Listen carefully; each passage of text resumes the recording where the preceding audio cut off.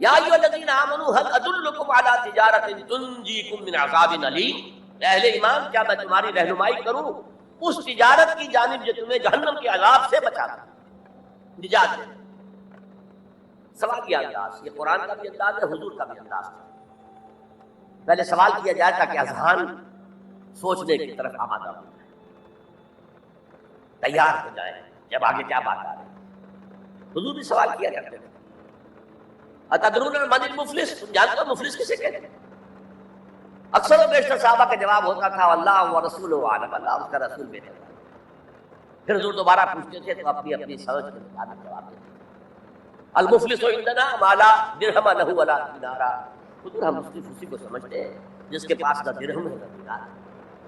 فرمایا نہیں، میری امت کا مفلس وہ ہوگا جو قیامت میں حاضر ہوگا تو نمازوں کی بھی بہت بڑی گٹھڑی لے کر آئے گا، روزے بھی ہوں گے، عمرے بھی ہوں گے، حج بھی ہوں گے، نیکیوں کی بہت بڑی بڑی گاٹھیں ساتھ ہوں گی، لیکن حقوق العباد میں اس نے کوتاہی کی، قد اکل مال ھذا، اس شخص کا مال ہڑپ کر لیا ہوگا، غلط طریقے سے بہنوں کا حصہ وراثت میں کھا لیا ہوگا، کسی پر تہمت لگائی ہوگی، کسی کی غیبت کی ہوگی، اور وہ سارے دعوے دار جمع ہو جائے، اللہ اس شخص نے میرے ساتھ یہ کیا، اللہ اس شخص نے میرے ساتھ یہ کیا، تو اس کی نیکیاں سب دے دی جائیں گی۔ اچھا بھائی وہاں کوئی اور کرنسی تو ہے کہ اتنے ہزار جرمانہ یا اتنا لاکھ جرمانہ؟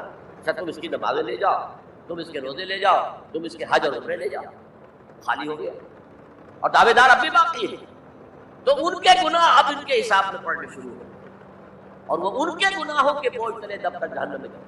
یہ مفلس ہے، یہ انداز تھا، یہ قرآن کا بھی انداز ہے اور یہی حضور کا انداز تھا۔ یا ایھا الذین آمنوا هل ادلکم علی تجارۃ تنجیکم من عذاب علیم، اے ایمان والو، اے ایمان کے دعوے داروں، یا اے وہ لوگوں جو ایمان قانونی حاصل کر چکے ہو، یا اے وہ مسلمانوں جن کی رسائی ابھی تک حقیقی ایمان تک نہیں ہوئی، یا ایھا الذین آمنوا هل ادلکم علی تجارۃ تنجیکم من عذاب علیم، کیا میں بتاؤں تمہیں وہ تجارت، وہ کاروبار جس کا نفع کیا ہوگا کہ جہنم سے چھٹکارا پا جاؤ۔ اب یہاں ایک منٹ توقف کر کے نظم کلام کے اعتبار سے ایک نتیجہ سامنے لے آئیے، اگر وہ تجارت نہیں کرو گے تو جہنم سے نجات کی امید، یہ تمہاری وشفل تھنکنگ، تمہاری آرزو ہے، دل کا امانیہم، یہ کی خواہشات ہیں جنہوں نے عقیدوں کی شکل اختیار کی۔ اللہ کا کلام ہے کہ اس میں کوئی شے جو ہے محض شاعرانہ لفاظی کے لیے یا شاعرانہ مبالغے کے لیے نہیں ہے۔ تنزیل مانی کا طلسم اس کو سمجھو جو لفظ کے غالب میرے اشعار میں آ رہے ہیں، قرآن میں جو لفظ آ رہا ہے وہ ہر لفظ اپنی جگہ پر معنی کا خزانہ۔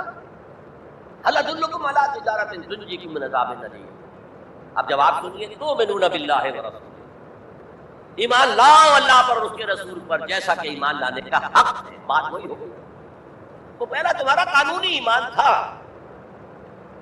اصل ایمان کچھ اور ہے۔ اسی کو سورہ نساء میں فرمایا یا ایھا الذین آمنوا آمنوا باللہ ورسولہ والکتاب الذی نزل علی رسولہ والکتاب الذی انزل من قبل، اے ایمان کے دعوے دارو ایمان لاؤ جیسا کہ ایمان لانے کا حق ہے، اللہ پر بھی اور اس کے رسول پر بھی، اور اس کتاب پر بھی جو اپنے رسول پر اس نے نازل فرمائی، اور اس کتاب پر بھی جو پہلے نازل کی۔ تؤمنون باللہ ورسولہ وتجاہدون فی سبیل اللہ باموالکم وانفسکم، بالکل وہی آیت نمبر 15 بن گئی کہ نہیں سورہ حجرات۔ ایمان لاؤ اللہ پر اس کے رسول پر، یا ایمان رکھو اللہ پر اس کے رسول پر جیسے کہ ایمان کا حق ہے، اور جہاد کرو اللہ کی راہ میں اپنی جان اور مال کے ساتھ۔ تؤمنون باللہ ورسولہ وتجاہدون فی سبیل اللہ باموالکم وانفسکم ذالکم خیر لکم ان کنتم تعلمون، یہی تمہارے حق میں بہتر ہے اگر تم سمجھو، اگرچہ بظاہر تو گھاٹے کا سودا ہے، دنیا کے اعتبار سے اللہ کی راہ میں جہاد کرنا جان کا اندیشہ، قتال کے لیے نکلنا جان کا، جو اگر بچ کے آ گئے تو ایک نئی زندگی سمجھ گئے، ورنہ انسان میدان جنگ میں جاتا ہے تو جان ہتھیلی پر رکھ کر جاتا ہے۔ مال مانگا جا رہا ہے اللہ کی راہ میں، مال دے کر دنیا میں تو بہرحال دولت کی کمی کا احساس ہوتا ہے، اگرچہ تمہیں گھاٹے کا سودا نظر آتا ہے، حقیقت میں یہی نفع کا سودا اگر تمہارے پاس علم حقیقی۔ اب ان دو مقامات سے جو نتیجہ میں نے نکالا، there can be no ایمان without jihad فی سبیل اللہ، There can be no salvation on the day of judgment without jihad فی سبیل اللہ. کس قدر اہم ہے جہاد فی سبیل اللہ کو سمجھنا، اس کے تقاضوں کو جاننا، اس کی شرائط کا فہم حاصل کرنا. اس سمت میں جو دنیا میں آج غلط فہمیاں پھیلی ہوئی ہیں اور زبردستی پھیلائی بھی جا رہی ہیں جان بوجھ کر، اس کا اصل سبب ہم خود ہیں. ہماری بہت بڑی غلطی ہوئی کہ ہم نے جہاد اور قتال کو ہم مانی قرار دے دیا. یہ بھی جوڑا وہی ہے، عام اور خاص. لیکن جہاد اور قتال یہ ہم مانی نہیں ہے، سینونیمس نہیں. اسی لیے میں نے سورہ صف کی آیت نمبر 4 بھی آپ کو سنائی. اب یہ اس اعتبار سے جہاد اور قتال فی سبیل اللہ پر قرآن مجید کی جامع ترین صورت ہے. کل 14 آیت ہے، اس میں جہاد فی سبیل اللہ کا ذکر بھی ہے، یہ آیت نمبر 11 کے اندر، اور آیت نمبر 4 میں قتال فی سبیل اللہ کا حکم ہے. ان اللہ یحب الذین یقاتلون فی سبیلہ صفا کانہم بنیان مرصوص. اللہ کو محبوب تو وہ بندے ہیں اس کے جو اس کی راہ میں جنگ کرتے ہیں صفے باندھ کر گویا کسی سے پھیلائی ہوئی دیوار. قتال فی سبیل اللہ جہاد فی سبیل اللہ، دو اصطلاحات ہیں، ان کا مفہوم بالکل ایک تو نہیں. ہمارے ہاں ان دونوں کو مترادف قرار دے دیا. اس کے نتائج کیا نکلے؟ قتال ہر وقت تو ہوتا ہی نہیں، لہذا جہاد ثانوی شے ہو گیا، اس کی اہمیت ہی نہیں.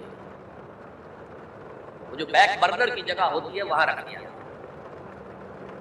بعض لوگوں نے ایک اور غلطی کی اس کے برعکس، جہاد کی اہمیت کے پیش نظر انہوں نے اسے ارکان اسلام میں داخل کر دیا. یہ بہت بڑی جسارت ہے، اس لیے کہ متفق علیہ حدیث حضرت عبداللہ ابن عمر سے میں سنا چکا ہوں 5 ارکان اسلام کے، اور حدیث جبرائیل میں اسلام کی ڈیفینیشن بھی 5 ہے.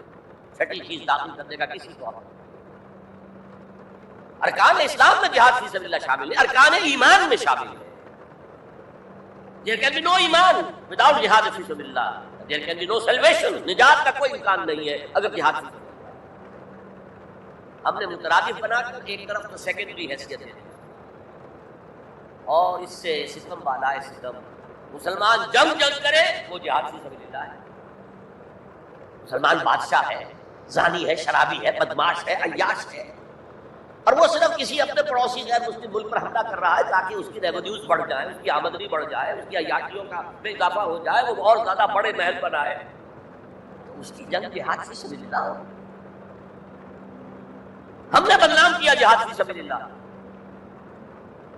اب غیر مسلم تو یہ سب کچھ دیکھ رہے جہاد کسے کہتے ہیں، اسی کے اعتبار سے پھر مفہوم ان کے سامنے آ رہا ہے.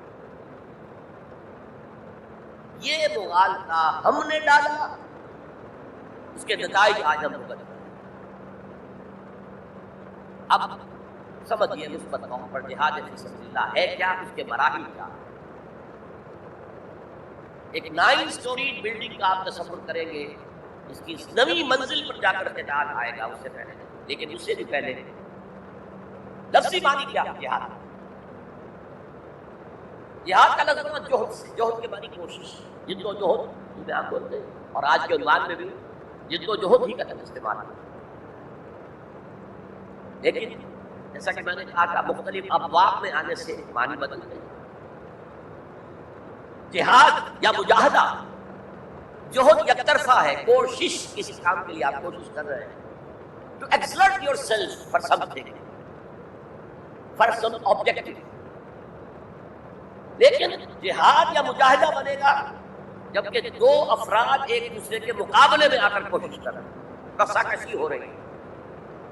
لہذا کوشش اور کشاکش، اس میں جو فرق، کشاکشی ایک ٹیم ادھر ہے ایک ادھر ہے، وہ رسے کو ادھر کھینچ رہی ہے ادھر کھینچ رہی ہے، یہ 2 طرفہ جہاد یا مجاہدہ. اسی طریقے سے قتل اور مقاتلہ یا قتال، کوئی شخص جا رہا تھا آپ نے شوٹ کر دیا، یہ قتل ہے، یک طرفہ عمل. 2 فوجیں آمنے سامنے ہیں، یہ ان کو قتل کرنا چاہتے ہیں، وہ ان کو قتل کرنا چاہتے ہیں، یہ قتال ہے، یہ جنگ ہے. یا مقاتلہ ہے، دونوں مصدر ہیں، جوہد، کوشش. اچھا انگریزی میں آپ کیا کہیں گے؟